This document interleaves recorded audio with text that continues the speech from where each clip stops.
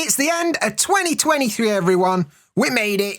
Good work. And we're just about to enter 2024, but that means it's New Year's. And what's New Year's like in the UK? Let's talk about it. All right, mate, and welcome to the BritSpeakPod, the podcast designed to help you understand British life, British culture, and of course, British English. So let's get cracking. Hey up, mate. How you doing today? I'm not too bad. Thanks for asking, and welcome to episode 24 of the BritSpeakPod, where today we're talking all about New Year's in the UK, because it's New Year's this week and that. But before we get into all that good stuff, if you're new around here, my name's Dan. Nice to meet you. Do me a favour, please subscribe to this podcast wherever you get your podcasts from. I'd appreciate that. And if you're not new around here, welcome back, mate. I hope you had a nice Christmas, because Christmas was last week. I hope you had a lot of food. I hope you had a lovely time with your family. And I hope Father Christmas brought you everything you wanted because you were a good boy or girl this year. And if you don't celebrate Christmas, you can just ignore all that last bit. And I hope you had a good week. So yeah, Christmas is over and done with. It was a quiet Christmas here in Japan. Me and my wife went to a nice restaurant and we ate a little bit of cake, but we didn't eat KFC this year. But other than that, it was nice. And I celebrated by buying 4 new tyres for my car. So yeah, I needed to buy some new tyres for my car. So I guess for Christmas, I bought myself that. So it's weird. When I was young, I used to want like Super Nintendo games, and now tyres for my car. Times have changed. Anyway, we're now pushing on to New Year, which is coming up this week. And this kind of lull between Christmas and New Year is a bit weird, isn't it? I know in UK, people usually go back to work and they start Christmas shopping, and not Christmas shopping, Boxing Day sales and all that stuff. But here in Japan, honestly, it's just another day. Like every chance at work, and I'm just working as usual, So it's a bit of a weird one. So there's always that kind of high point of Christmas and the low point in the middle where you're waiting for New Year, which is like second Christmas, I suppose. So let's talk a little bit about how this works in the UK. So of course, in the UK, we do celebrate New Year. It's not as important as Christmas. I would say Christmas is more important to English people and British people than New Year, but New Year is still pretty important. Like in Japan, I would say it's the other way around. Christmas, nobody really cares, but New Year is really important. The other way around in England, it's like Christmas is number one and New Year is a close second. So, but anyway, we do celebrate. So December 31st is where things start, Now, December 31st, we call New Year's Eve in the same way that December 24th is Christmas Eve, the one before Eve. So yeah, New Year's Eve, December 31st. And this is not a public holiday. Like, people usually go to work, to be honest. But in the evening, when they finish work, that's when things start kicking off. Somebody will have a party at their house. Or you go to town and you'll go to a pub or a club or whatever with some friends and families. So New Year's Eve is all about, well, to be honest, it's mainly about drinking, to be honest. These parties, as most British parties do, heavily involve alcohol. So usually you get together with some friends and some family, whether it's at the pub or whether it's at somebody's house, and you all have a bit of a drink and a bit of food and a bit of a natter. And maybe you'll watch some New Year's Eve telly. There used to be like special shows on because it's New Year's Eve. I don't know, like Graham Norton's New Year's Eve Bash, or I don't know. I never really used to watch TV on New Year's Eve. Too busy getting drunk, to be honest. But I'm pretty sure they have New Year's Eve telly. And the only thing I can really remember is they kind of show you all the New Year's Eves that have already happened. So like they'll show Australia, because that's happened like 8 hours before UK, So you'll get to see fireworks in Sydney at about 6 o'clock or something. I don't know.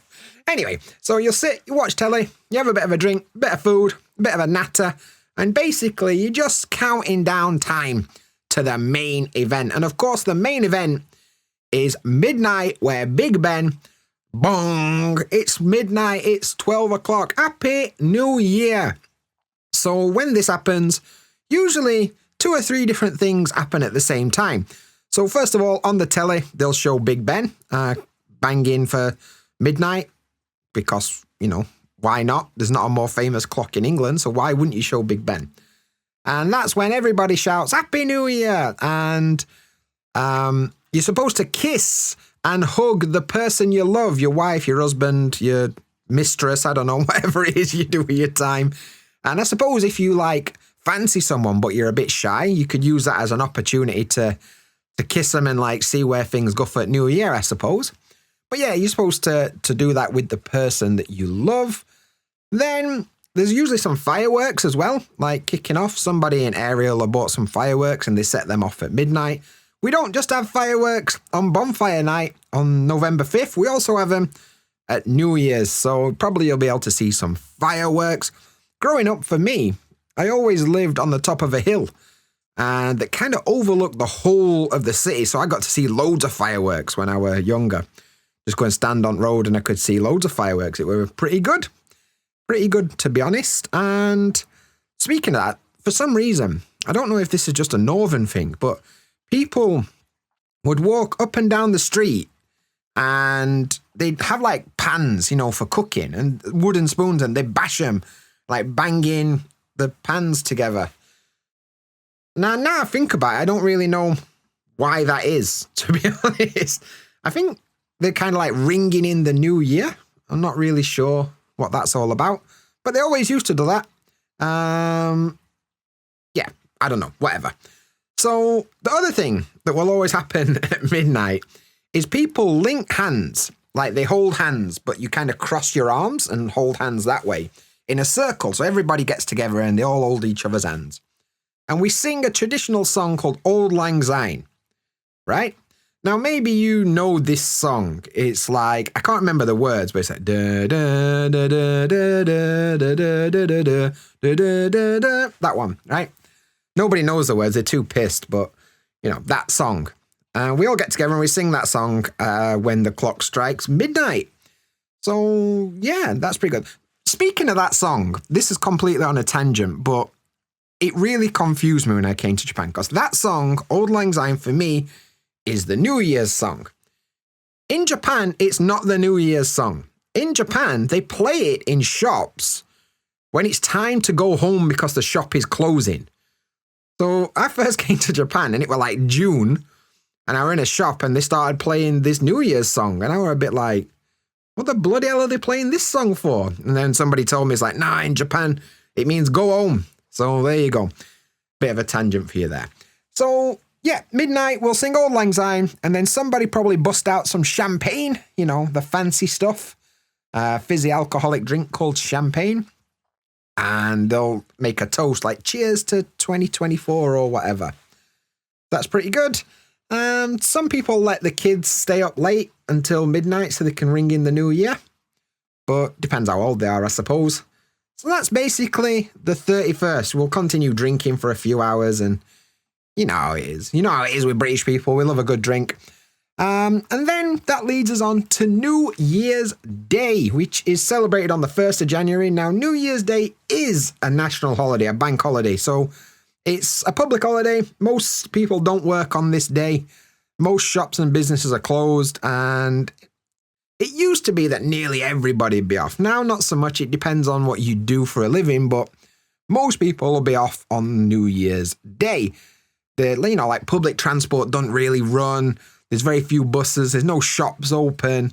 So most people just chill out at home with their families, usually because you've got a massive hangover from New Year's Eve drinking. But yeah, it's one of them things where it's a bit of a lazy day. You watch TV and you have a bit of a family meal and you feel sorry for yourself because it's New Year. And maybe you'll try and reassess your life decisions as you sat there with your hangover. And think, this year's going to be different. I'm going to change my life this year. And you make some New Year's resolutions, which we'll talk a little bit more about next week. But there we go. And there's some New Year's telly. There'll always be some special telly stuff happening. But once again, never really watched it myself, so I don't know that much. I'm trying to work out if there's anything else that we particularly do. Oh, there's this thing where the first person that comes into your house for the year, like after midnight, the first person that comes into your house is supposed to bring all the luck for the year with them. And the first person depends on like how lucky they are, how good of a year you're going to have. And apparently, like, people with dark hair are considered the luckiest. So ideally, you want somebody with like black hair to come to your house just after midnight. And it's traditional that that person will carry a lump of coal, you know, the black rocks that you use to make fires. So when you go into somebody else's house for the first time for the year, you're supposed to have dark hair and bring a lump of coal with you, because apparently that means good luck. I mean, I don't know why, and I don't think it actually works that way, but that's apparently what you're supposed to do.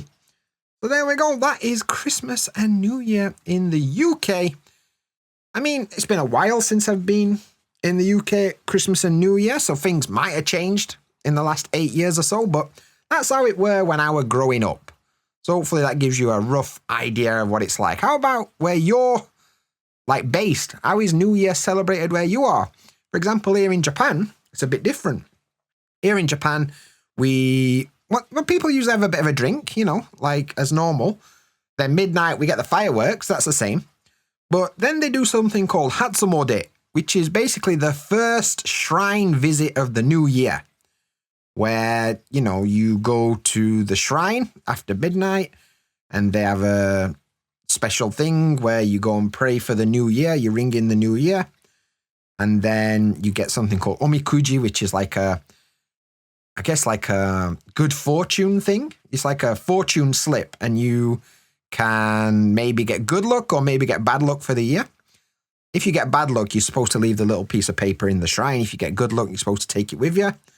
And yeah, that's a big thing. And also they have something called osechi, which is a kind of special meal that they eat that I don't really understand, but basically it's loads of different dishes and each dish represents something. There'll be like some beans and stuff that I don't really get it, but that's something that they do.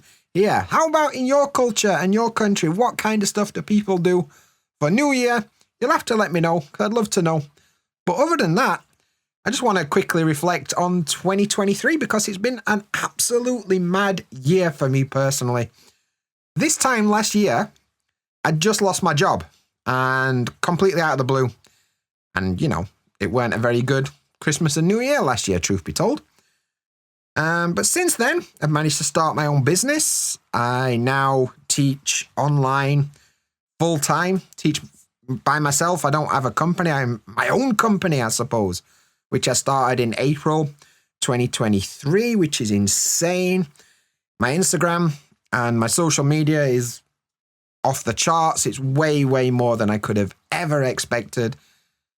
And now, for a living, I get to talk to cool people from all over the world, help them with their English, and I make videos and podcasts for you guys, and that's absolutely amazing. I've had some setbacks, lost a couple of family members. It's been a rough old year, truth be told, but we made it to the end. And I'm really looking forward to next year and seeing how far I can take this little journey that I'm on.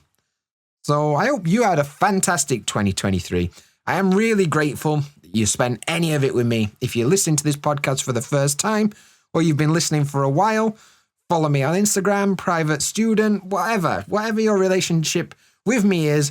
I'm so glad that you're here to share this with me. And let's keep working together to improve your English in 2024. Next week, we're back again. We're going to be talking about New Year's resolutions, setting some goals for 2024. But until then, have a lovely New Year. Don't get too drunk. And I look forward to seeing you again next year. But that's it for this episode. And I'll see you in the next one. See you there.